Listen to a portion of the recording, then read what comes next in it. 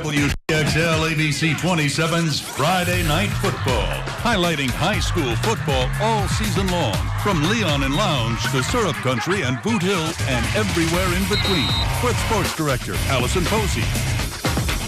Hello, everyone, and welcome to yet another edition of Friday Night Football. This week, everyone's wins and losses, they count. Florida was in preseason action last week, but not tonight, folks. We are playing real football across South Georgia and North Florida, and things getting pretty real in Thomasville tonight. For the first time since 2013, the Rose City rivalry back in action. Thomas County Central against Thomasville for bragging rights, and it's our Friday Night Football game of the week. The two locked at 24-all in this series. Central has never led. They've won 15 of the last 17. Thomasville hoping playing at home helps to right the ship. Central not letting that happen, though. Kellius Williams slipping the Bulldog D and takes it to the house. Touchdown, extra point, no good, 6-zip. Thomasville with the rock. J.T. Rice, nice pass up the middle to Charlie Thomas, who jukes the D. Brought down just outside. Thomasville would go for the field goal. They miss it. Central's still up. Thomas County Central with the ball, but popping loose, and the Bulldogs recover it.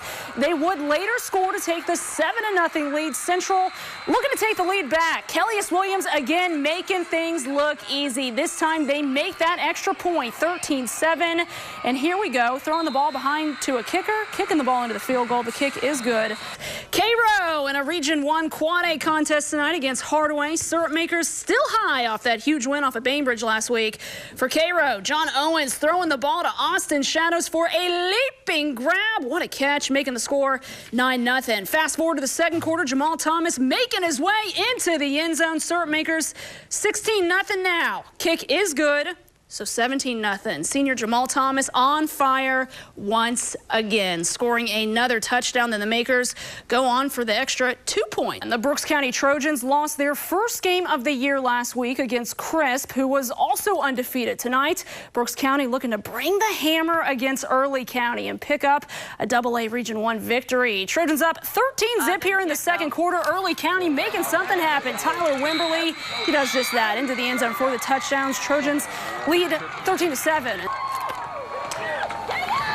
Kyle, take it away. Homecoming night for the Wildcats. Everyone's looking sharp. Antoine Kincaid sporting the uniform instead of the tux. Hey, he's got to play some football. Northside on offense, looking for the end zone, trailing 14-3. How about the Wildcat defense putting some pressure on them? They settle for the field goal, 14-6. How about that defense again? Kincaid, he was doing a lot of work tonight. The homecoming king, 14-6, the final in this one.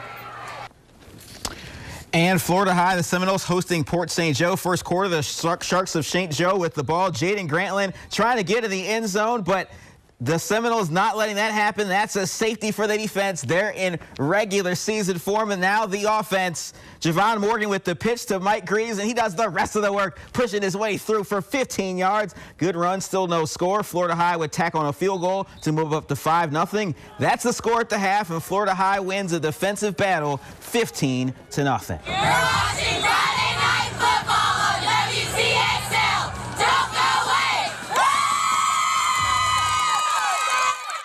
Meanwhile, over at TCC, men's basketball hosting the preseason jamboree at the Eagle Dome this weekend. 18 teams from the Southeast came to perform in front of coaches representing four-year schools. The Eagles brought in 10 freshmen to the roster. Second-year head coach Mark White says that he is excited to see what his new team has in store. We definitely have really improved, no question about it. Our overall talent is much higher than last year, but we have a great bunch of kids that we had last year and doing the right thing so far on and off the court, and that's the most important to me. The regular start of this season is on November 1st against Faith Baptist Christian Academy. Well, stay with us. We've got your final forecast right after the break.